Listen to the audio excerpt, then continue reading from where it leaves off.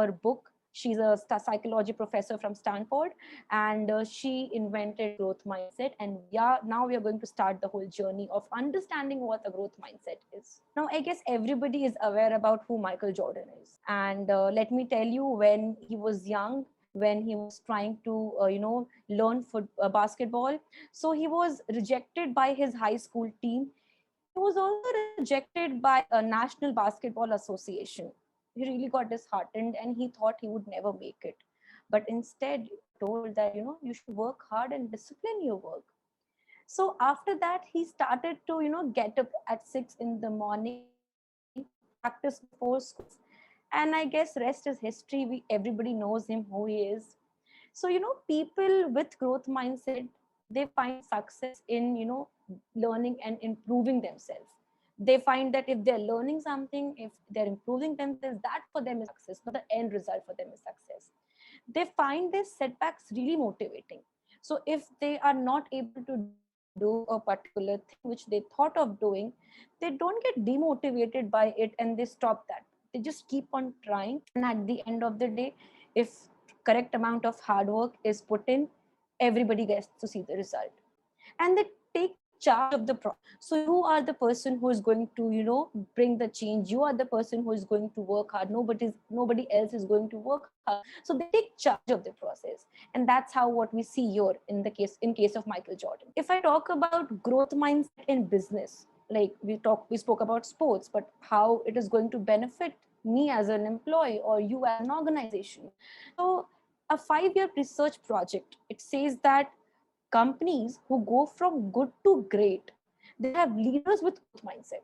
Now, here's an example. If I talk about IBM, in 1983, IBM was a major setback. Why? Because the culture of the company was declining. It was filled with smuggles. He applies growth mindset to the organization for 9 years. And after 9 years, IBM sees a profit of 800%. Usually successful business, they need to train their leaders and managers and the employee growth mindset. Presenting skills are learnable, and conveying that the organization values and learning is not just talent, it can be taught with time. Proper feedback, they promote learning for future success, and presenting managers as a source of learning, not as bosses. The difference between two kind of mindsets which we are going to talk about. People with fixed mindset, they think that intelligence can't be changed. Now they think intelligence can't be changed, so there is always a desire to look smart. And they also avoid challenges. They give up easily when an obstacle in front of them, they just give up. They think that taking effort is pointless because they already have a mindset which they think talent has to be inherited. And now if I don't have talent, how much ever effort I take, that won't make a difference. So they think effort is pointless. Criticism, they ignore constructive criticism because they think nothing is going to change. So taking criticism is just going to cause them frustration, so they avoid criticism. People with growth mindset, they think that intelligence can be developed. Believe that intelligence developed, they have a constant desire to learn and they embrace their challenges. They think that if I take up this challenge, I might get to learn something new. They think that there's always a constant room for improvement, and by taking criticism they will improve, and they're never threatened by other people's success. So according to neurogenesis, old theory believes people are born with certain amount of neurons and they can't change. The new theory, what it says, we do generate new neurons and maintain them through hard work and learning. Constant effort, learning, hard work, we can generate new neurons. Employees who adopt growth mindset are more committed to work because with growth mindset comes the desire to learn, grow, and flourish. Now, let's take an example. I took up this task. I spent a lot of time in it, a lot of hard work. So, after putting a lot of effort and hard work, I just fall in love with the process. I'm not bothered about the result. If I love the process, if I love what I do, I guess everybody is going to get the desired result or the expected result. So in that course, we come with committed to what we do, because we do it with so much of heart in it, because we know we are going to get a result out of it. We are committed to whatever we are doing. Employees that adopt, growth mindsets often, have this innovation project. They take up these innovation and challenging project, and they try to work more collaboratively. Google, Microsoft, Etsy, and all of that. What happens is, whenever we see their growth, and instantly a common factor in all these companies are the leaders who are leading the company. And a common trait which is not seen in them is, they are not egoistic. They just believe in continuous growing, taking feedback, and learning as a lifetime thing. Microsoft doesn't they have a talent talk kind of a platform, where the CEO of the company, they have a review with each employee, where they give feedback, they exchange ideas, they discuss challenging things which are on the table for them, and in the way they just initiate a learning process. Google, they never rank their employees. They never have a fixed annual timing. So what they do, they promote goal setting and motivation as a major learning experience for their employees. But these companies, they throw their employees in the challenging environment, and they want to develop them. How can you tell that your organization has a growth mindset, or the culture which they are inculcating, they believe in having a growth mindset?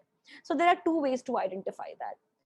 So if you see, the way they assess the candidates, they usually actively look for potential appetite for see the candidate, that he or she, does they have an urge to learn. So for example, whenever, if you're going to interview, they are not bothered about whether you learn, whether you know a particular skill set or not, because they know by proper training they are going to induce that skill set in you. But do you have an appetite to learn or not?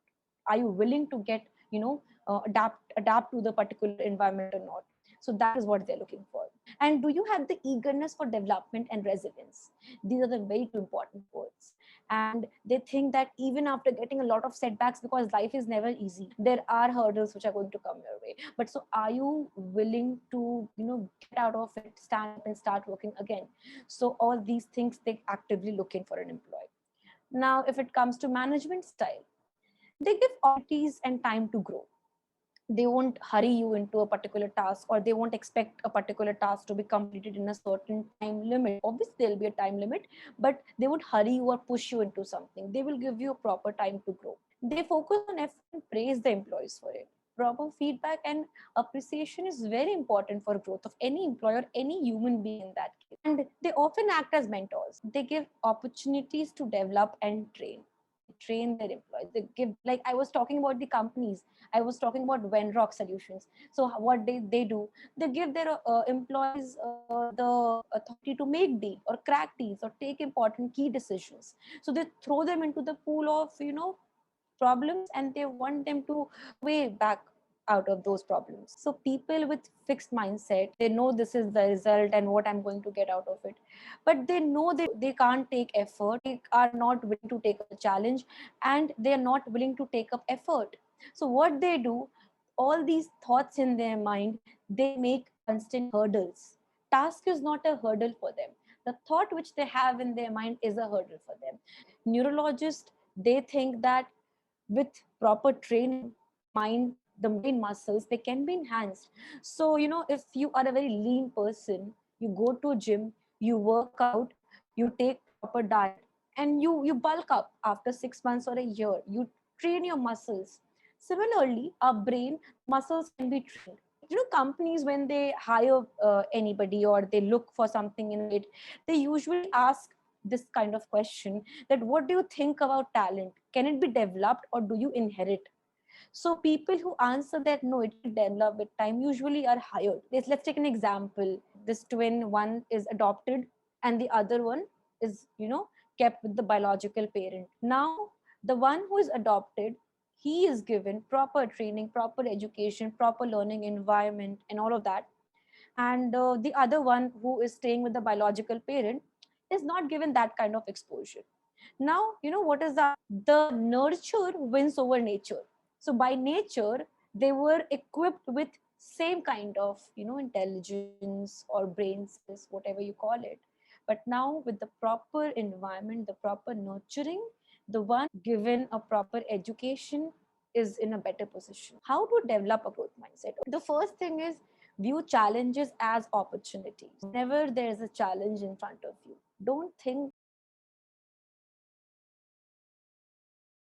I won't be able to make it. I'm not going to achieve whatever is given or assigned to me. Simply put, new challenges equal new opportunities. I got something on my table and I'm unaware of it. I got to learn a certain subject which I've never learned in my entire life. How I'm going to do it? It is a new opportunity for me to dwell into something which I'm unaware about. And that would add to my skill set. The second point here, while working for somebody or in our life, we are constant in a race of seeking approval. Why? Because we think that if we are given a task, it is meant to be completed. My boss told me to, or my manager told me to, or I have to study hard to get a grade because I want to prove it to my parents that I'm a good student. If I'm an employee who is not aware to use an Excel, I won't make sure I'll take up a help of some other colleague. I'll make that colleague do my work or take majority of the help from that colleague and complete the task because I want to, right? Something is given to me and I want an approval out of it. So what I do instead, I don't know Excel, I'll give my 200% learning Excel. Maybe I'll take 2 days. I was given a task to complete in a day. I'll 2 days, 4 days, okay. But I'll learn it, I'll complete it, I'll conquer it. And it, instead of focusing on the result, I will be focusing on how to better myself for my own benefit. The second point, being very clear, prioritize learning over seeking approval. Focus on the process instead of the end result. It is important to enjoy the learning process. If you know, okay, so I don't know whether I'm going to get a job out of this whole 2 years course, but I know whatever subjects I'm taught, I'm going to learn them accurately. I'm going to give my 100% to it. I'm not, as an employee, I don't know that, the performance management which has been drawn for me, or the appraisal which is coming in coming 6 months, I don't know whether I'm going to get that expected result or not.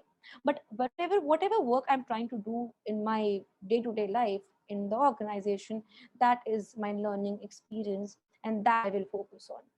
And the rest is left in the hands of your managers, or whatever you say, your destiny or fate. The fourth point, cultivate a sense of purpose. To make sure that you have a clear understanding that where you want to see yourself.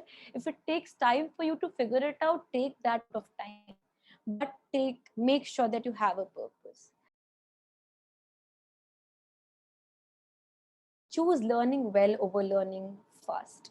My mentor, he gave me to work on growth mindset in 5 days. Rashika, go complete whatever you have done and come with a presentation on growth mindset in 5 days.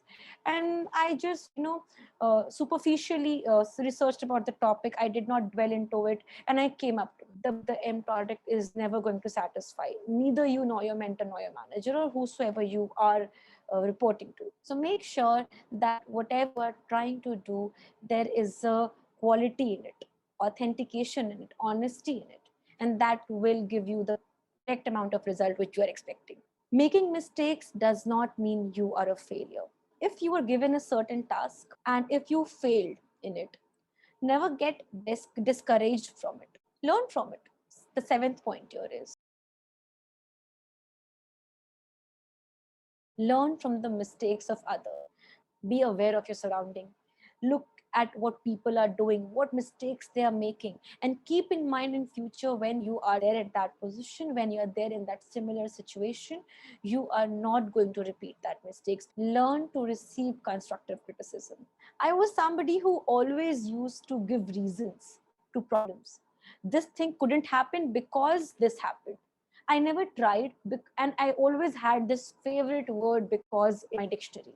So I remember I was working in an organization, and this manager of mine, he gave me a task, and I was able to do it because maybe I was not putting in my 100%, or maybe I was not putting in my proper dedication.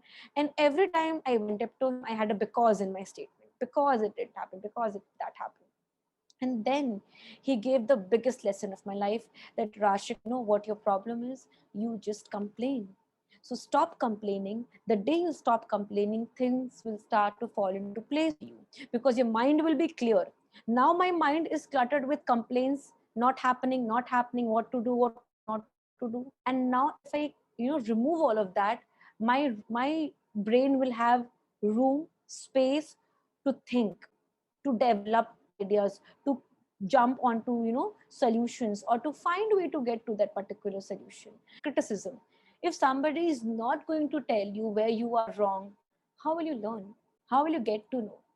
If I am not going to get a feedback from my mentor, how would I know that what is the next step, or what is the next thing which I do not need to do?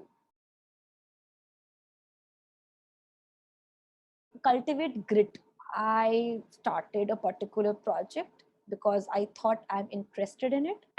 And after 4 months, I left it because I lost my interest. So, grit is something which is, I call, the ability to stick to long term goals, the ability to keep going despite of adversity. If you have decided that you are going to do something, make sure the first step is, I'm not going to back out. Whatever happens, I am not going to back out. And the last one, takes time to succeed in anything. This is my favorite point, because most of us will lose patience and we fail to understand. I know I am very young to talk about it, but whatever age I am in, I've seen people doing great things and leaving them in halfway, and they're not going to succeed in it. There's a small activity which I would like every one of you to do. There's an effort meter in front of you, and in that meter, you see that there's a bar where it shows the kind of effort which you have put in. Take up a project, take up an assignment, whomsoever you are, and see where you find yourself in that meter. If you see the midpoint, it says, sorry, I didn't take much effort. I completed the task, but I did not get through it. It is in the between. It means you need to put in more, the half of it more. If you are lying it down, it means you need to complete the whole effort. So wherever you stand in that effortometer, you need, okay, I stand here, it means I need to put in this much more effort. Who doesn't know Beetle? They put 10,000 hours of practice before becoming great, and they perform with so much of passion. They are known for their passion when they perform, and every performance which they have out there, they practice it for 8 hours. Beatles, even if they were famous enough, they used to practice before every performance for 8 hours, because they always thought there is a scope of improvement, there is learning which needs to be done at every stage of your life. Everybody talks about Bill Gates. Who doesn't know him? Now, Bill Gates, he used to wake up at 3 in the morning. He used to spend hours with the supercomputer at a local college because he didn't have enough money to afford a computer. And then he started computer as a teenager and worked really hard to get success. And the rest is history. Everybody knows it. How would I know that what kind of mindset I have? So these questions, they have a scale on it. So you read these questions. Now you have score there. So if you strongly agree to that point, you put a 0. You just agree, you put a 1. If you disagree, you put a 2. And if you strongly disagree, you put a 3. If score comes, now you add your scores. Okay, now if your score comes from 22 to 30, in between 22 to 30, you have a strong growth mindset. It comes between 17 to 21, growth with some ideas you need to improve. 11 to 16, fixed with some growth ideas. You have a fixed mindset, but you are willing to do that. And 0 to 10, you have a strong fixed mindset. So before you have to apply these techniques, before you go on reading about it and applying in your life, you need to know where you stand. And that's why I've put up this small assessment for you people, and get your score and what kind of mindset you follow. The only mantra which I would say at the end of this whole module would be, never stop trying. Everything in this world is learnable. It just requires your hard work, dedication, and the right attitude. towards life and towards profession.